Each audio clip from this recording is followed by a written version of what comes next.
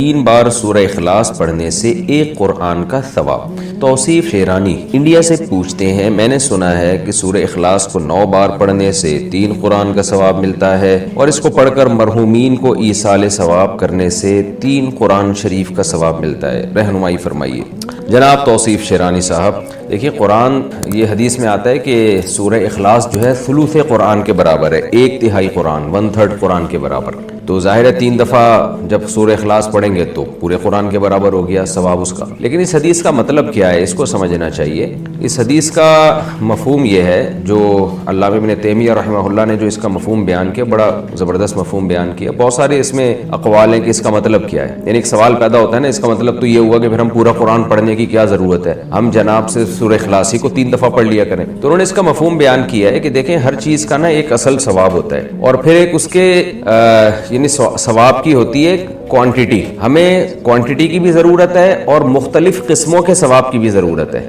جیسے صدقے کا ایک ثواب ہے اللہ کے دربار میں، اس کا ایک وزن ہے، اور نماز کا ایک الگ ثواب ہے۔ تو ہو سکتا ہے وہ دونوں ثواب میں برابر ہوں، لیکن ثواب کی نوعیت میں بڑا فرق ہوگا۔ اس کی مثال ایسے جیسے آپ کہیں جاب کرتے ہیں نا، تو آپ کو مختلف قسم کی سہولتیں ملتی ہیں، تنخواہ الگ مل رہی ہوتی ہے، کسی گورنمنٹ کے ادارے میں جاب کریں آپ، یا فوج میں چلے جائیں تو تنخواہ الگ مل رہی ہوتی ہے، علاج معالجے کی سہولت یہ ایک الگ قسم کا فائدہ ہے، رہائش کی سہولت ایک الگ قسم کا فائدہ ہے۔ تو ایسے ہی جنت میں ہمیں مختلف قسم کے فائدوں کی ضرورت ہوگی، اور اس کے لیے مختلف قسم کے ثوابوں کی ضرورت ہوگی۔ تو قرآن پڑھنے سے جس نوعیت کا ثواب ملتا ہے وہ نوعیت الگ ہے، اور 3 دفعہ قل ہو اللہ پڑھنے سے قرآن پڑھنے کا تو ثواب ملے گا، مگر نوعیت وہ نہیں ہوگی جو پورا قرآن پڑھنے سے ملتا ہے ثواب، یعنی پورا قرآن پڑھ کے جو ہمیں ملتا ہے۔ تو الگ الگ نوعیت کے ثواب ہمیں جمع کرنا ضروری ہے۔ تو یہ بات تو ٹھیک ہے کہ 3 دفعہ قل ہو اللہ پڑھ لیں گے تو ایک قرآن کا ثواب ہمیں مل جائے گا، لیکن جب ہم الحمد سے لے کے والناس تک پورا قرآن پڑھیں گے تو بھی ایک قرآن کا ثواب ملے گا، مگر اس کی نوعیت بالکل الگ ہوگی۔ تو اس لیے اس پر اکتفا کر کے قرآن کی تلاوت چھوڑ دینا کہ جی کیونکہ 3 دفعہ قل ہو اللہ پڑھنے سے قرآن کا ثواب مل جاتا ہے تو اب میں پورا قرآن ہی نہ پڑھوں، تو یہ بالکل غلط بات ہے، کیونکہ ہم نبی صلی اللہ علیہ وسلم کی حدیث کو جو مفہوم لیں گے نا، وہ مفہوم لیں گے جو صحابہ نے سمجھا۔ تو صحابہ نے کہیں بھی یہ حدیث سننے کے بعد ایسا نہیں کیا کہ اب ہم پورا قرآن پڑھنا چھوڑ دیں گے، ہم 3 دفعہ قل ہو اللہ ہی پڑھا کریں گے۔ تو ہمیں 3 دفعہ قل ہو اللہ بھی پڑھنی چاہیے تاکہ ہمیں قرآن کا ثواب مل جائے، لیکن اس کی وجہ سے کنٹینیو قرآن کی تلاوت کو چھوڑ دینا یہ ٹھیک نہیں ہوگا۔ دوسری بات یہ کہ مختلف صورتوں پہ جو مختلف فضیلت ہے، جب آپ قل ہو اللہ 3 دفعہ پڑھتے ہیں تو ایک قرآن کا ثواب ملتا ہے، لیکن جب آپ الحمد سے لے کے والناس تک قرآن پڑھتے ہیں تو بہت ساری بیچ میں صورتیں آتی ہیں جن کی الگ الگ فضیلت ہے پڑھنے کی، وہ فضیلت آپ کو حاصل ہوتی ہے جو صرف قل ہو اللہ پڑھنے سے نہیں ہوتی۔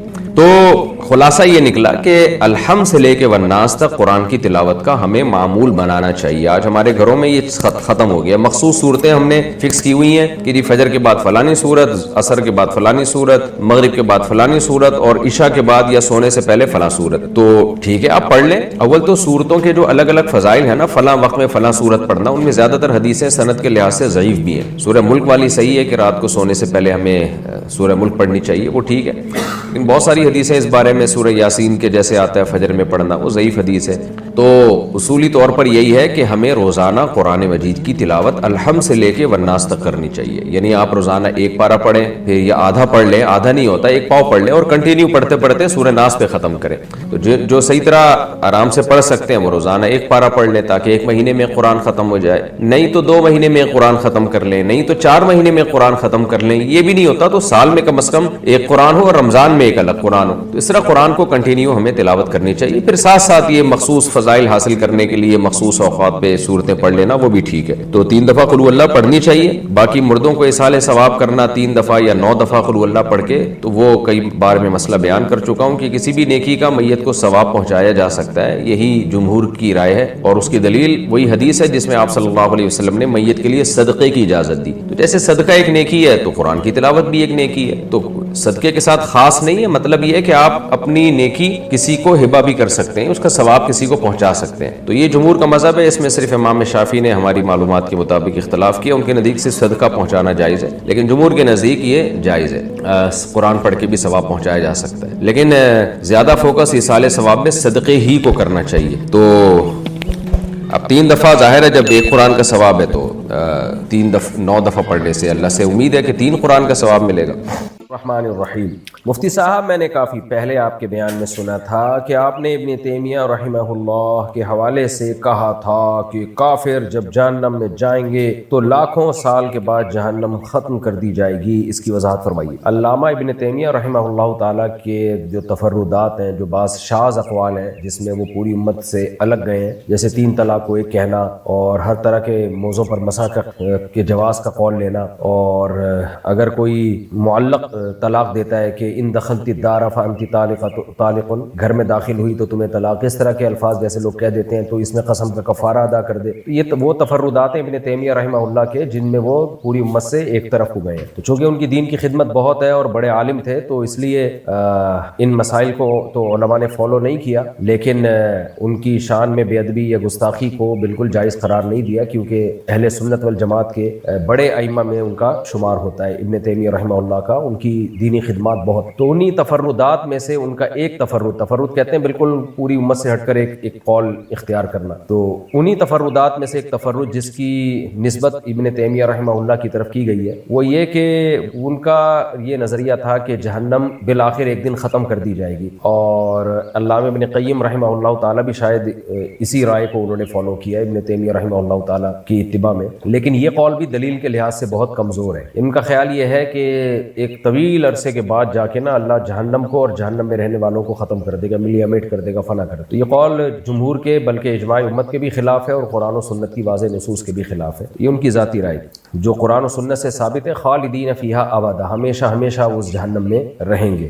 محمد یعنی جہنم بھی ہمیشہ ہمیشہ رہے گی اور وہ بھی ہمیشہ جہنم میں رہیں گے۔ محمد فیصل اتر پردیش سے، اگر ہم گھر بنوائیں اور لوگ اس کو دیکھیں تو کیا گھر کو بھی نظر لگ سکتی ہے؟ اگر لگ سکتی ہے تو اس سے بچنے کے لیے کیا کریں؟ نظر کسی بھی چیز کو لگ سکتی ہے، لیکن بلا وجہ وہم نہیں کرنا چاہیے۔ جب آپ نے اچھا گھر بنایا، آپ لوگوں کی دعوت کریں، اس میں قرآن کی تلاوت کریں تاکہ برکت ہو اور نظر سے بچنے کا اہتمام ہو۔ باقی گھر پہ نظر لگنے کا یا کسی بھی چیز پہ نظر لگنے کا جو امکان ہوتا ہے، اس امکان کیوں ہوتا ہے؟ حاسدوں کی نظر لگتی ہے، اچانک آپ جھوپڑے سے ایک 1000 گز کے بنگلے پہ آ گئے تو خطرہ ہوتا ہے نظر لگنے کا، تو اس میں جو ایک دم سے اپنی نعمت کو دنیا کے سامنے ظاہر نہ کیا جائے۔ جو چیز مشہور ہوتی ہے، جس سے لوگ مانوس ہو جاتے ہیں، اس کو نظر نہیں لگتی ہے، تو آرام سے لوگوں کے سامنے اس کو لایا جائے۔ باقی اگر آپ کو اللہ نے دیا ہے پیسہ، ایک گھر چھوڑ کے دوسرا گھر زیادہ اچھا بنا رہے ہیں تو آپ اس میں زیادہ ٹینشن نہ لیں، انشاءاللہ کچھ نہیں ہوگا۔ لوگ ان چیزوں میں آج کل جو ہے وہ بہت زیادہ وہمی ہونے لگے ہیں اور پھر ٹینشن میں رہتے ہیں۔ اچھا بھائی، سنت کی نماز کس کے واسطے پڑھتے ہیں؟ نماز عبادت ہے اور عبادت صرف اللہ ہی کے لیے ہوتی ہے، کسی کے لیے نہیں ہوتی، تو سنت میں بھی نیت یہی کرنی چاہیے کہ اللہ کے لیے ہم نماز پڑھ رہے ہیں۔ جاب کے دوران بغیر جماعت کے نماز پڑھنا کیسا ہے؟ کبھی کبھار اگر جماعت چھوٹ جائے کسی عذر سے تو ٹھیک ہے، جائز ہے، لیکن جماعت چھوڑنے کا معمول بنا لینا، یعنی بغیر کسی عذر کے تو ایک دفعہ بھی جماعت چھوڑنا جائز نہیں، اور کبھی عذر ہو تو کبھی کبھار چھوڑا جا سکتا ہے، لیکن جاب ہی ایسی کہ ہمیشہ ہی جماعت کی نماز چھوٹ رہی ہے تو یہ تو ٹھیک نہیں ہے۔ آپ اگر جاب کرتے ہیں، قریب میں مسجد ہے جہاں جماعت ہوتی ہے، تو آپ کو جاب کے دوران ہی مسجد جانا پڑے گا۔ البتہ جاب کی نیچر اگر ایسی ہے کہ اس میں آپ نہیں جا سکتے، یعنی کوئی پیشنٹ ہے جس کے مرنے کا خطرہ ہے، یا کہیں سیکیورٹی میں پہ آپ مامور ہیں اور اس سیکیورٹی میں اگر آپ نے جماعت سے نماز پڑھی تو جس کی سیکیورٹی پہ آپ لگے ہوئے ہیں یا جس ادارے کے سیکیورٹی پہ لگے ہوئے ہیں اس کو نقصان کا خطرہ ہے، تو ایسی مجبوری میں پھر بعد میں نماز پڑھ لی جائے۔ جماعت ایسی مجبوری میں چھوڑنے کی اجازت ہے، لیکن عام طور پہ جو جاب ہوتی ہے اس میں آپ جماعت کی نماز نہیں چھوڑ سکتے۔ اگر قریب میں مسجد نہیں ہے تو مسجد بنا نہیں سکتے تو چند لوگ مل کے جماعت کی نماز پڑھ لیا کریں، جماعت سے نماز پڑھ لیا کریں۔ اگر جماعت سے نماز نکل جائے تو کیا دوسری جماعت کر کے نماز پڑھ سکتے ہیں؟ کیا اس سے جماعت سے نماز پڑھنے کا ثواب ملے گا؟ مسجد میں اگر جماعت سے نماز نکل جائے تو جو اصحاب رسول کا معمول تھا، مصنف ابن ابی شیبہ کی روایت ہے، صحابہ تابعین کا معمول یہ تھا کہ وہ مسجد میں آتے تھے، دیکھتے تھے کہ اگر جماعت ہو رہی ہے تو اس میں شامل ہو جاتے تھے، اگر جماعت ختم ہو چکی ہوتی تو 2 کام کرتے، یا تو وہیں مسجد میں انفرادی نماز پڑھتے یا گھر جا کے جماعت کراتے۔ جب آپ مسجد میں آئے اور پتہ چلا جماعت نکل گئی ہے تو پھر الگ سے جماعت نہ کرائیں آپ، بلکہ آپ یا تو انہی کے پیچھے اکیلے نماز پڑھ لیں یا گھر آ کے جماعت سے نماز کر لیں۔ اس پر باقی ڈیٹیل سے میں پہلے ایک کلپ ریکارڈ کروا چکا ہوں دلائل سے۔ مرد پونی یا جوڑا باندھ کر نماز پڑھ سکتا ہے اور اس حالت میں باندھ سکتا ہے اور اس حالت میں نماز پڑھ سکتا ہے۔ مرد کے بال اگر بڑے ہیں، کھلے ہوئے ہیں، اس کو تکلیف ہو رہی ہے تو باندھ سکتا ہے پیچھے، باقی نماز میں بال کھول لینا چاہیے۔ مکروہ ہے نماز میں مردوں کے لیے بال کو باندھ کے نماز پڑھنا، ناپسندیدہ ہے، ہو جائے گی نماز، لیکن بہتر یہی ہے کہ بال کھول لیں۔ محمد عدنان لاہور سے، میرے موبائل کی دکان ہے اور میں کمپیوٹر سے USB وغیرہ میں گانے اور فلمیں بھر کر دیتا ہوں اور اگر یہ کام نہ کروں تو گزارا بھی نہیں ہوتا۔ گھر میں اور کوئی कोई कमाने वाला नहीं। माँ बाप बहन भाई सबको मैं ही पैसे देता हूँ, क्या मेरी कमाई हलाल होगी? नहीं, हलाल नहीं है। गाने फिल्में भर के देते हैं भाई, आप ये गाने फिल्में भरने की कमाई हलाल नहीं है, तो इसको छोड़ दें, कोई दूसरा जायज काम करें। अगर कोई शख्स फौत हो जाए और इसकी विरासत में सिर्फ आधा तोला सोना हो और बीमारी की वजह से वसीयत भी ना कर सका, तो इसके जिम्मे जो नमाज रोजे वाजिब हैं, इसकी औलाद इसको कैसे अदा करे? जबकि इसके बेटे अदा करना चाहते हैं। कुछ भी नहीं करे, बस तौबा इस्तिग़फ़ार करे उनके लिए और विरासत को तकसीम कर ले और हस्ब तौफीक जितनी जिसको सदका खैरात की तौफीक मिलती है इतना कर लिया करे, बस ये काफ़ी है। बाकी दुआ मांगे अल्लाह उनकी मग़फ़िरत करे, उनके दर्जात को अल्लाह ताला बुलंद करे। मोहम्मद अहमद मुजफ्फरगढ़ से, हमारे इमाम साहिब काफ़ी अरसे से जुमे की नमाज में सूरह आला और सूरह गाशिया पढ़ रहे हैं और कोई सूरत नहीं पढ़ते, क्या इसकी कोई अलग फजीलत है? जुम्मे के दिन सूरह आला और सूरह गाशिया पढ़ना सुन्नत अमल है, लेकिन हमेशा पढ़ते रहना और दूसरी के अलावा कभी पढ़ना ही नहीं, ये भी गलत। तो बस ये है कि ज़्यादातर यही पढ़ लेनी चाहिए 2 सूरतें, लेकिन नागा करके दूसरी सूरतें भी कभी कभार पढ़नी चाहिए ताकि लोग इनको ज़रूरी ना समझें। तंग दस्ती ख़त्म करने के लिए क्या दुआ पढ़नी चाहिए? अल्लाहुम्मा मकफिनी बिहलालिका अन हरामिक व अगनिनी बिफज़लिका अम्मन सिवाक, ये दुआ पढ़ें। हस्बी अल्लाहु व निअमल वकील, ये दुआ पढ़ें। या रज़्ज़ाक़ का कसरत से विर्द किया करें और रात के आखिरी हिस्से में तहज्जुद में अल्लाह से रिस्क मांगना, उठ के दुआ मांगना, तो इसके भी बहुत बरकत है, हदीस में इसकी बड़ी फजीलत है। अगर मोबाइल में गंदी वीडियोस हो और मोबाइल जेब में हो तो क्या नमाज हो जाएगी? नमाज इसलिए हो जाएगी कि वो वीडियोस डिजिटल फॉर्म में होती हैं, डिजिट फॉर्म में, वो कोई असल शक्ल में नहीं होती। जब भी मोबाइल की स्क्रीन ऑन होती है या कोई ऐप हम बंद कर देते हैं, तो जब तक वो स्क्रीन पे चल नहीं रही होगी तो उसका हुक्म यानी शरई तौर पर उसका हुक्म जो है उस पर नहीं लगाया जा सकता नमाज के मकरू या नाजायज़ होने का। तो चूंकि वो डिजिट फॉर्म में आ जाती है 0101 की फॉर्म में, तो इसलिए अगर वो जेब में हो तो नमाज हो जाएगी। अलबत्ता ऐसी फिल्में मोबाइल में रखना बहुत बड़ा गुनाह है, बहुत बड़ा जुर्म है, हराम है, नाजायज़ है। अल्लाह के कहर और अल्लाह के अजाब से डरना चाहिए। फ़कीर से अपना नसीब पता करवाना कैसा है? क्या ये सच होता है? सच होता तो वो फ़कीर क्यों होता बेचारा? बिल्कुल हराम है, नाजायज़ है, कुफर है ये। तो गैब का इल्म अल्लाह के सिवा किसी को भी नहीं है, तो किसी से पूछना कि मेरा फ्यूचर कैसा होगा, ये कबीरा गुनाह है, इससे इंसान काफिर हो जाता है। और ये सच भी नहीं होता, फेंकते हैं ये लोग लंबी लंबी। आदमियों के सर पर बालों में पफ बनवाना जायज़ है या नहीं? नहीं, जायज़ नहीं है ये। बाल आप अगर आपने रखने हैं तो या तो बीच की मांग निकालें या सारे बाल पीछे की तरफ ले जाएं। ये जो यहाँ से बाल निकाल लिए ऐसे करके यहाँ से काट दिए, ये ऊट पटांग तरीके से जो कर रहे हैं, तो हदीस में नबी सल्लल्लाहु अलैहि वसल्लम ने कहीं से बाल छोड़ना, कहीं से काटना, इस अमल से नबी सल्लल्लाहु अलैहि वसल्लम ने मना फरमाया। तो उस हदीस से यही बहरहाल साबित होता है कि बाल चारों तरफ से आपको बराबर रखने पड़ेंगे, या फिर पट्टे वाले बाल रखें कि सारे बाल पीछे ले जाएं आप, या फिर टिंड कराएं। 3 ही ऑप्शन है आपके पास मर्दों के लिए, और खवातीन के लिए 2 ऑप्शन है, बल्कि एक ही ऑप्शन है कि वो पट्टे वाले बाल सारे बाल पीछे लेके जाएं या बीच की मांग निकाल लें। और इसके अलावा खवातीन के लिए ना हल्क यानी टिंड करवाना जायज़ है और ना दूसरे तरीकों से, कहीं के बाल छोटे कहीं के बड़े, ये भी जायज़ अमल नहीं है। नापाकी की हालत में क्या अल्लाह का नाम ले सकते हैं? जी बिल्कुल। नापाकी की हालत में सिर्फ कुरान मजीद की तिलावत और नमाज जायज़ नहीं है, बाकी दुरूद शरीफ पढ़ना, जिक्र अस्कार करना, ये सब जायज़ है। मुफ्ती साहब, टाइम पास करने के लिए लूडो खेलना क्या हराम है? हराम तो नहीं है, लेकिन नापसंदीदा ज़रूर है, इसमें टाइम वेस्टिंग है ये। हाँ, घर में बच्चों के साथ खेल लिया, मियाँ बीवी खेल रहे हैं तो बेतकल्लुफ़ी के लिए उसकी गुंजाइश है, लेकिन नॉर्मली लूडो में वक्त ज़ाया करना ये नापसंदीदा है, हराम नहीं है, लेकिन बहरहाल एक नापसंदीदा अमल है। टाइम ऐसी चीज़ ही नहीं है कि उसको पास किया जाए, टाइम तो बचाने की, टाइम तो ऑटोमेटिकली पास होता है हमारा। ये टाइम पास ना होता तो कब्रिस्तान थोड़ी आबाद होते। पास हुआ था टाइम, तभी तो मरे थे। तो टाइम को कीमती चीज़ों में लगाएं, ना ये कि उसको पास कर करके ज़ाया करें।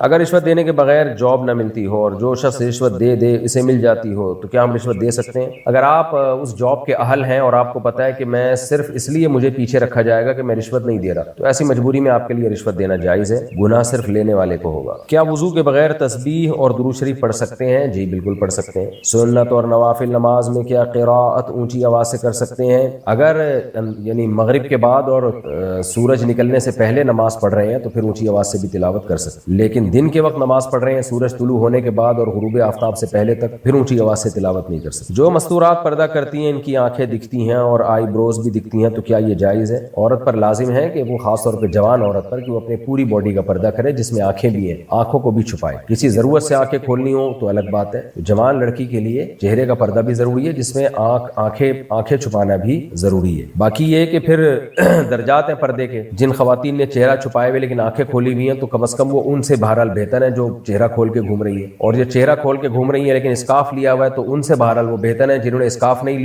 लिया हुआ। और जिन्होंने स्कार्फ नहीं लिया हुआ लेकिन बाकी बॉडी पूरी छुपी हुई है, वो उनसे बहरहाल बेहतर है कि जो स्लीवलेस कपड़े पहन के या स्कर्ट पहन के घूम रही है। तो ये दर्जात हैं, लेकिन असल दर्जा यही है जवान लड़की सर के बाल से लेके पाँव के नाखून पूरी बॉडी को कवर करे। वो मोहम्मद ارشاد قضا عمری ادا کرنے کی ترتیب بتا دیں۔ قضا عمری ادا کرنے کا طریقہ آپ لکھیں گوگل پہ قضا عمری ادا کرنے کا طریقہ مفتی طارق مسعود، تو پورا طریقہ آ جائے گا انشاءاللہ، اس پہ آپ کو پورا طریقہ مل جائے گا۔ اگر 4 رکعت نفل پڑھے تو 2 رکعت میں بیٹھنے کے بعد اتحیات پڑھ کر اٹھ جائیں یا درود شریف بھی پڑھیں۔ اگر 4 رکعت نفل پڑھ رہے ہیں تو 2 رکعت پڑھنے کے بعد اٹھ بھی سکتے ہیں، اور بہتر یہ کہ درود شریف مکمل کر لیں اور دعا بھی پڑھیں اور پھر اٹھیں اور پھر ثنا بھی پڑھیں، تیسری رکعت بہتر یہی ہے۔ آدمی ہاتھ میں ربڑ کا بریسلیٹ پہن سکتے ہیں؟ اگر بریسلیٹ پہنا ہوا ہو تو نماز ہو جائے گی۔ مرد کے لیے زینت کے طور پر کوئی بھی چیز پہننا یہ ٹھیک عمل نہیں ہے، زیور پہننا تو بالکل ہی ناجائز ہے، صرف چاندی کی انگوٹھی پہنی جا سکتی۔ باقی ربڑ کا اگر کسی نے پہنا ہے تو وہ مکروہ ناپسندیدہ میں شمار ہوگا، حرام میں نہیں اس کا شمار ہوگا، لیکن مردوں کے لیے یہ عمل بہرحال پسندیدہ نہیں ہے۔ بغیر استاذ کے حفظ کرنا کیسا ہے جبکہ ناظرہ پڑا ہوا ہو؟ کر سکتے ہیں، اگر آپ بغیر استاذ کے بھی کوئی حفظ کر سکتے ہیں تو کر لیں۔ ناخن کو دانت سے کاٹنا کیسا ہے؟ بہت ہی ناپسندیدہ برا عمل ہے، باقی ڈاکٹروں سے پوچھیں اس کے کیا نقصان ہے، ایک بیکار اور لغو عمل ہے، اور جرمز بھی جائیں گے دانت کے، یعنی ناخنوں میں تو میل ہوتا ہے، اسی گندگی بھی جائے گی پیٹ کے اندر۔ ہمارے شناختی کارڈ میں ہماری پک ہوتی ہے تو کیا نماز ہو جائے گی؟ اگر وہ جیب میں ہو جائے گی نماز، مجبوری ہے اس تصویر کی، اور ویسے بھی جیب کے اندر وہ تصویر چھپی ہوئی ہوتی ہے۔ کیا ظہر کے فرضوں سے پہلے کی سنتیں بعد میں پڑھ سکتے ہیں؟ اگر رہ جائیں تو بعد میں پڑھیں، ورنہ پہلے پڑھنا ان کو ضروری ہے، لیکن اگر رہ گئی ہیں تو پھر بعد میں پڑھا جائے۔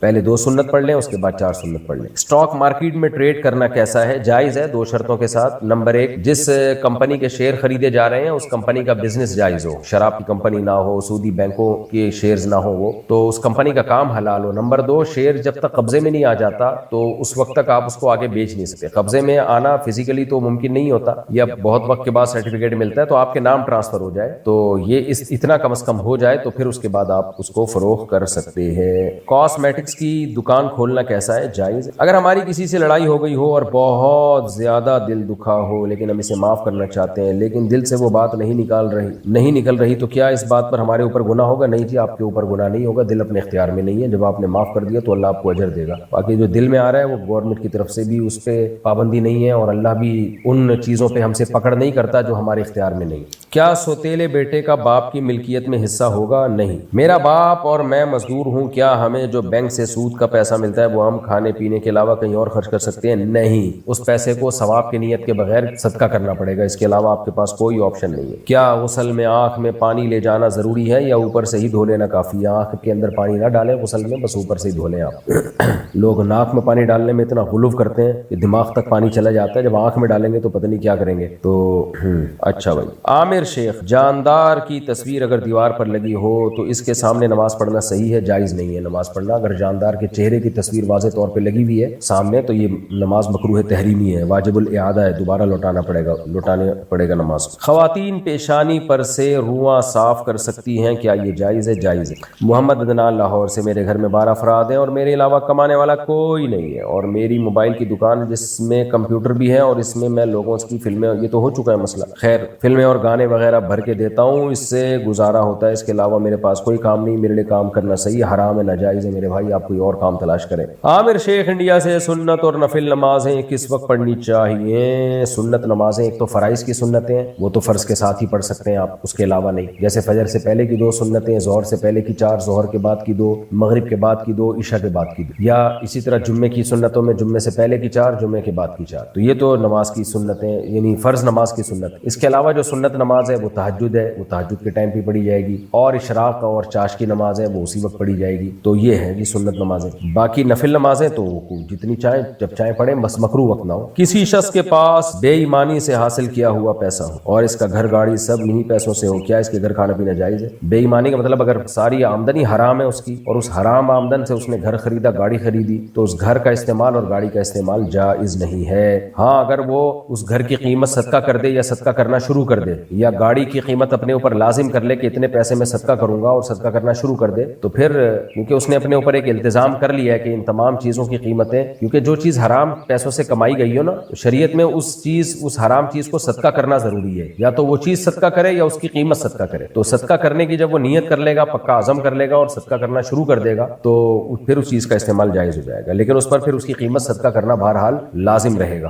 باسط خان، انڈیا سے، کیا گھر میں مچھلیاں پال سکتے ہیں؟ جی ہاں، بالکل پال سکتے ہیں۔ सकते हैं, गली में थोड़ी पालेंगे, घर में ही पालेंगे। मैंने बहुत पाली है मछलियां मेरे भाई, बड़ा खानदानी किस्म के एक्वेरियम बनाया था मैंने, उसमें ऐसी खानदानी मछलियां रखी थी। तो अच्छा भाई, मोहम्मद अहमद रशीदी इंडिया से, मेरे पैर में चोट लगी हुई है, सजदा नहीं कर सकता, तो मेरे लिए नमाज का क्या हुक्म है? जितना कर सकते हैं उतना कर लें, नहीं सजदा मुकम्मल कर सकते तो इशारों से कर लें, बैठ के नमाज पढ़ लें और रुकू में थोड़ा कम झुकें, सजदे में थोड़ा ज्यादा झुक जाएं, तो ये भी काफी। मेरे ससुराल वाले बहुत जालिम है, मेरा शौहर भी मेरा साथ नहीं देता, हाथ उठाते हैं और बात बात पर यही कहते हैं कि अपना सामान उठा और जा, और तो मैं इनसे खुला ले रही हूँ, क्या ऐसा करना मेरे लिए जायज है? अगर आप समझती हैं कि वाकई जालिम है तो फिर खुला का मुतालबा जायज है, लेकिन शौहर खुला देगा तो होगा, अगर शौहर खुला नहीं देता तो तनसीख निकाह का केस करना चाहिए, फिर उसमें जो जुल्म हो रहा है उसको साबित करना पड़ेगा आपको, और वो जुल्म इस नौइयत का हो जिसमें तनसीख निकाह का काजी के पास हक हो। तो लेकिन अगर शौहर साइन कर देता है खुला के पेपर पे तो फिर ठीक है। अगर क़िसास रियासत नहीं दे सकती तो क्या इंसान खुद क़िसास ले सकता है? शरई तौर पर अपना ज़ाती हक इंसान खुद भी ले सकता है, तो क़िसास भी इंसान का ज़ाती हक। आपके किसी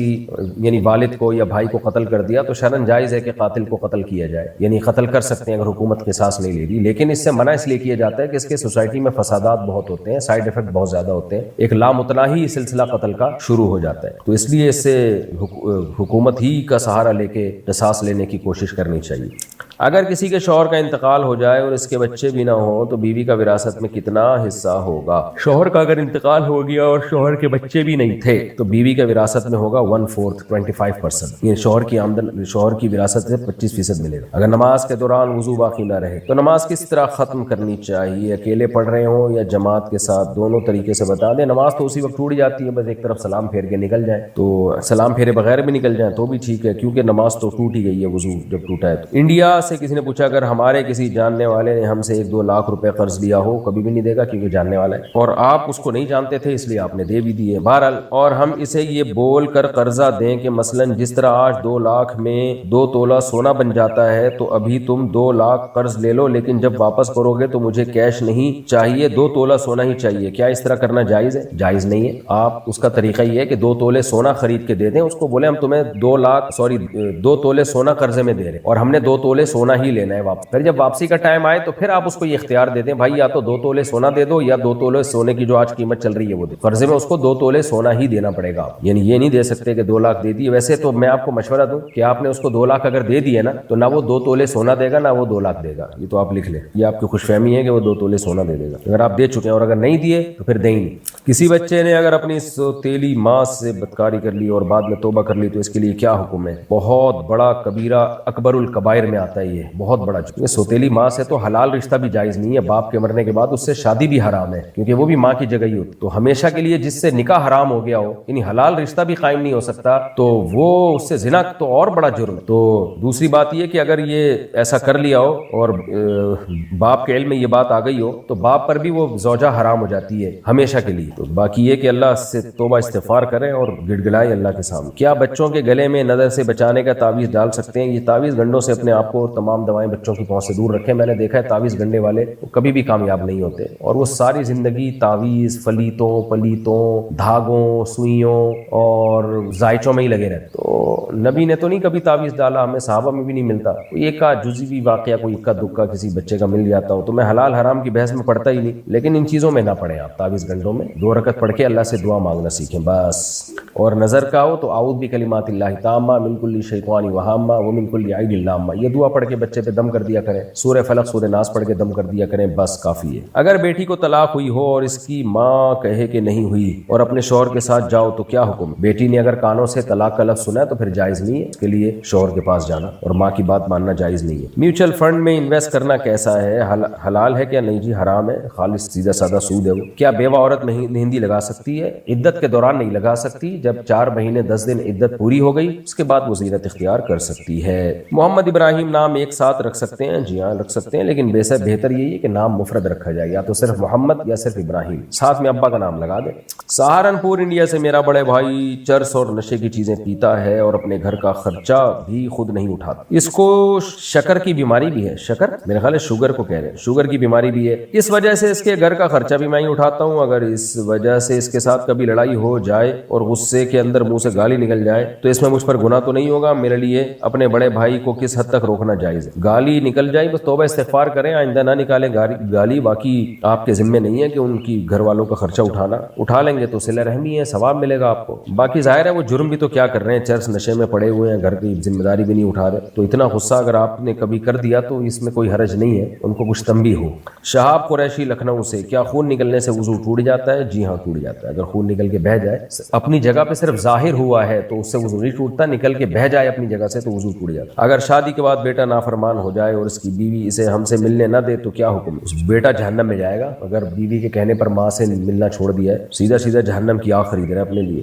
کیا جن پرچوں یا اخباروں پر اللہ کا نام لکھا ہو اس کو جلانا صحیح ہے؟ جی, توہین کی نیت سے نہ جلایا جائے, تعظیم کی نیت سے جلایا جائے. یعنی اس نیت سے جلایا جائے کہ ہم جلائیں تاکہ یہ نام لوگوں کے پاؤں میں نہ آئے, گندی جگہوں پہ نہ جائیں گے. پہلے ایسے ہی تھا, فقہاء نے بھی یہ لکھا ہے کہ جو مقدس اوراق ہیں جن پہ اللہ کا نام لکھا ہو تو ان کو جلا دینا چاہیے تاکہ لوگوں کے پاؤں میں آ کے ان ناموں کی توہین نہ ہو. بہتر تو یہی ہوتا ہے کہ اس کو جلا دیا جائے. تنویر خان, مضاربہ اور بینک لون میں کیا فرق؟ مضاربہ اور بینک لون میں فرق کیا ہے؟ مضاربہ تو یہ ہوتا ہے کہ آپ بینک کو پیسے دیتے ہیں اور کہتے ہیں کہ جو بھی آپ اس سے بزنس کریں گے اس میں اتنے پرسنٹ ہمارا, اتنے پرسنٹ آپ. اور بینک لون کا مطلب اسلامی اصطلاح میں یہ ہوتا ہے کہ وہ لون ہوتا نہیں ہے بلکہ بینک آپ سے پوچھتا ہے آپ کو کیا چاہیے, آپ کیوں قرضہ لینا چاہتے ہو. تو آپ کہتے ہو میں نے گاڑی خریدنی ہے, تو بینک کہتے ہیں ہم خرید کے آپ کو قسطوں پہ بیچ دیں گے. یا آپ کہتے ہو مجھے گھر چاہیے, تو بینک کہتے ہیں ٹھیک ہے گھر ہم خریدیں گے, اتنا ہمارا ہوگا اتنا آپ کا ہوگا, شرکتیں متناقصات پہ خریدیں گے. اس کے بعد پھر آپ اس کے یونٹ ہم سے خریدتے رہیے گا اور جو یونٹ نہ خریدیں اس کا ہمیں رینٹ دیا کریں. تو یہ اس طرح سے بینک لون ہوتا ہے. یہ لون ہوتا نہیں ہے, اس کو لون کہتے ہیں پیار سے, لیکن ہوتا یہ لون نہیں ہے. اسلامک بینک لون دیتا ہی نہیں ہے, یہ ذہن میں رکھیں. مفتی صاحب, پرائز بانڈ میں انعام نکلنے کی صورت میں اسے استعمال کر سکتے ہیں؟ نہیں جناب, حرام ہے, ناجائز ہے.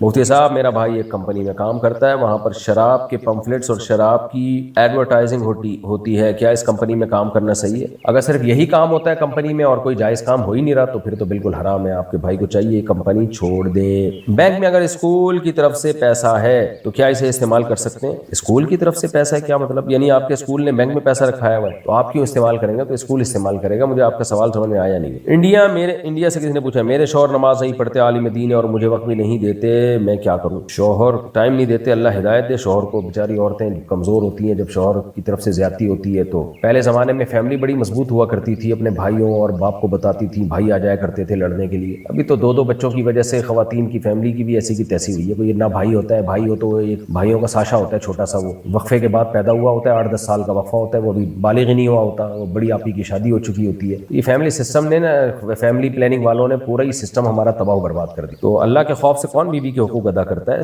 سالوں کے خوف سے حقوق ادا ہوتے ہیں. آپ کا سسرال اسٹرانگ ہو تو وہ, آپ کا میکا اسٹرانگ ہو تو وہ حقوق ادا کرواتا ہے. تو میں دعائی کرتا ہوں اللہ آپ کی مدد کرے, آپ کے شوہر کو ہدایت دے.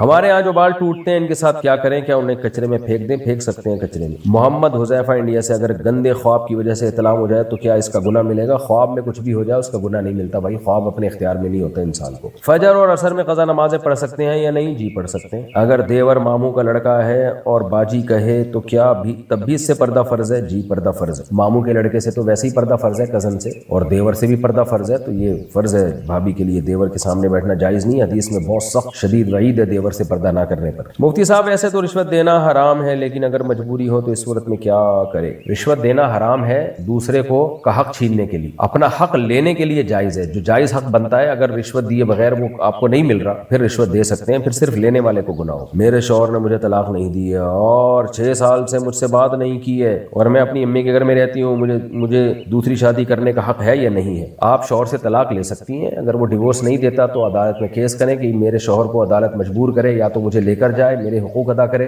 یا پھر مجھے چھوڑے. تو شوہر اگر لے جانے پہ راضی ہو جاتا ہے تو عدالت پھر آرڈر دے گی آپ کو کہ آپ جائیں اور شوہر کے ساتھ رہیں. اور اگر شوہر کہتے نہیں میں نہیں لے کے جاؤں گا تو پھر عدالت شوہر کو کہے گی بھائی نہیں لے کے جاتے تو ڈیورس دو, اگر ڈیورس نہیں دیتے تو ہم نکاح ختم کر رہے ہیں. تو ایسی صورت میں عدالت نکاح ختم کر دے تو وہ نکاح ختم ہوگا, پھر آپ جہاں چاہیں شادی کریں. کیا غیر مسلم خواتین سے نکاح کے لیے اللہ سے دعا مانگ سکتے ہیں اور ان سے نکاح کر سکتے ہیں؟ کیوں بھائی جان, مسلمان خواتین دنیا سے شارٹ ہو گئی ہیں تو غیر مسلم خاتون سے نکاح جائز نہیں ہے. آپ مسلم خاتون سے نکاحی کی دعا مانگا. اب آپ فوراً اگلا سوال آئے گا کہ غیر مسلم خاتون کے اسلام کی دعا کرنا, پھر ان سے شادی کی دعا کرنا, تو اتنی لمبی دعاؤں کے تکلف میں پڑھنے کی ضرورت نہیں ہے. جس چیز کو اللہ نے آپ کے لیے حرام کیا ہے آپ اس کے پیچھے کیوں پڑ رہے ہیں؟ یہ تو بہت کم امکان ہوتا ہے وہ اسلام لے آئے، پھر اسلام لائے تو پتہ نہیں آپ سے شادی کی نیت سے لا رہی ہے یا دل سے لا رہی ہے، لمبی چوڑی اس میں بحث ہے۔ تو آپ مسلمان عورتوں سے دعا مانگا کریں کہ اللہ میرا کسی اچھی نیک پرہیزگار مسلمان خاتون سے نکاح ہو جائے۔ میں بھی دعا مانگتا ہوں اللہ کرے آپ کو کوئی اچھی سی نیک پرہیزگار اور جس کی طرف آپ کی رغبت ہو ایسی زوجہ آپ کو اللہ تعالیٰ آپ کا اس سے نکاح کرا دے، آمین۔ شوہر نے اپنی بیوی کو تھانے میں ایک طلاق دی، تھانے میں طلاق، پھر گھر آ کر 2 طلاق دی، یعنی کہ سب کے سامنے بار بار طلاق دی، اور سب علماؤں نے طلاق کی تصدیق بھی کر دی۔ لیکن یہ لوگ لاہور کی ایک یونیورسٹی ہے منہاج، وہاں پر گئے اور ان لوگوں نے کہا کہ طلاق نہیں ہوئی، اس بارے میں رہنمائی فرما دیں طلاق ہوئی ہے یا نہیں ہوئی۔ فتوے مجھے نہیں پتا منہاج والوں کا یہ منہج ہے، کیونکہ طاہر القادری صاحب بھی میرا خیال ہے 3 طلاق کو 3 ہی کہتے ہیں، وہ فقہ حنفی ہی کو فالو کرتے ہیں، اور اس میں تو سارے صحابہ تابعین تبع تابعین سب کا اجماع ہے کہ 3 طلاقیں 3 ہوتی ہیں۔ کئی بار میں اس پہ ریکارڈ کروا چکا ہوں، قرآن و سنت سے یہ ثابت ہے۔ تو یہ تینوں طلاقیں واقع ہو گئی ہیں، ادھر ادھر سے کہیں سے بھی فتویٰ لے کے ان کے لیے جائز نہیں ہے کہ بیوی کو رکھیں، بدکاری اور زنا کا گناہ ہوگا۔ دانش احمد وار کشمیر سے، کیا سرکاری ملازم کا تبلیغی جماعت میں جانا جائز ہے، اور اگر جائز ہے تو اس کا ان دنوں کی تنخواہ لینا جائز ہے یا نہیں؟ سرکاری ملازم اپنی چھٹیوں میں جا سکتا ہے، اگر چھٹیوں کے علاوہ میں جاتا ہے تو پھر اس کو تنخواہ کاٹنی پڑے گی، اللیگل کام کرنے کی شریعت میں اجازت نہیں ہے۔ مفتی صاحب کیا فقیر کو کھانا دیتے وقت یہ دیکھنا چاہیے کہ اس میں چاول گیہوں یہ سب چیزیں نہ ہو؟ اس بارے میں رہنمائی فرمائیں۔ کیوں بھائی، چاول گیہوں ہی تو کھانے کو بولتے ہیں، اور کیا ہوتا ہے، کچھ بھی کھلا سکتے ہیں فقیر کو جو وہ کھا لے شوق سے۔ کاروبار میں کتنے فیصد منافع لینا جائز ہے؟ منافع کی پرسنٹیج کوئی شریعت میں متعین نہیں ہے، حدیث میں آتا ہے دعوا الناس یرزق اللہ بعضهم ببعض، لوگوں کو کاروبار میں اوپن چھوڑ دو، اللہ سب کو ایک دوسرے کے ذریعے کھلائے گا، تو اس لیے کوئی پرسنٹیج شریعت میں متعین نہیں ہے۔ البتہ اتنا نفع لینا کہ لوگوں کو دھوکا ہو اس میں، یعنی لوگ یہ سمجھیں کہ شاید یہ چیز ہی بڑی مہنگی ہے، تو یہ دھوکا دینا چاہیے۔ اور دوسرا، ذخیرہ اندوزی کرنا ایسی چیزوں کی جس کی لوگوں کو بہت شدید ضرورت ہے، اور پھر بہت زیادہ نفع رکھ کے بیچنا کہ جس سے لوگوں کو نقصان ہونا شروع ہو جائے، جیسے کھانے پینے کی چیزیں، آٹا چاول ہے، اب یہ مارکیٹ میں شارٹ ہو گئی اور آپ نے ڈبل سے بھی زیادہ ریٹ پر بیچا، جس سے غریب آدمی کا خطرہ ہے کہ وہ تو بھوک سے مر جائے گا بیچارہ، یعنی لوگوں کے لیے روٹی اور چاول ہی ان کی دسترس سے باہر ہو جائے، تو ایسی ذخیرہ اندوزی یہ بہرحال ناجائز اور حرام ہے۔ لیکن نارملی شریعت نے کوئی منافع کا ریٹ متعین نہیں کیا۔ ایک آدمی زیادہ پرسنٹیج منافع کی لے رہا ہوگا تو کسٹمر دوسرے کے پاس چلا جائے، بولے بھائی یہ کم دے رہا ہے تو میں ادھر آ جاؤں گا۔ اگر کوئی قیمتی چیز تحفے میں دے تو کیا اس پر زکوٰۃ ہوگی یا نہیں؟ تحفے میں ملی ہوئی چیزوں پہ زکوٰۃ نہیں ہوتی، ہاں گولڈ اگر ملا ہے یا سلور ملی ہے یا کیش اماؤنٹ ملا ہے تو اس پہ زکوٰۃ ہوتی ہے۔ یہ بات حقیقت ہے کہ یہ بات حقیقت ہے کہ شب برات میں روحیں گھر میں آتی ہیں؟ شب برات میں روحیں گھر میں نہیں آتی ہیں میرے بھائی، شب برات میں تو لوگ آج کل گھروں میں نہیں ہوتے، گھروں سے باہر انجوائے کرنے کے لیے نکلے ہوئے ہوتے ہیں، تو روحیں کیوں گھروں میں آئیں گی؟ پھر تو جو گھر میں تھے وہ باہر نکل گئے، تو شب برات میں روحیں گھروں میں نہیں آتی ہیں، اور جو گھروں سے باہر قبرستانوں میں لائف کو انجوائے کرتے پھر رہے ہوتے ہیں ان کو بھی چاہیے کہ گھروں میں جا کے بیٹھے، کوئی عبادت کرنی ہے گھر کے اندر کریں۔ احمد شبیر سیالکوٹ سے، اگر بازو پر کٹ لگا ہو تو کیا نماز ادا ہو جائے گی؟ کٹ کا نماز سے کیا تعلق ہے میرے بھائی؟ ہو جائے گی۔ اگر باپ شیعہ ہو اور بیٹا سنت پر چلے تو کیا بیٹا بھی شیعہ کہلائے گا؟ بیٹا اگر اہل سنت والجماعت میں سے ہے، سنی فقہ کو فالو کر رہا ہے، تو بیٹا سنی ہی کہلائے گا۔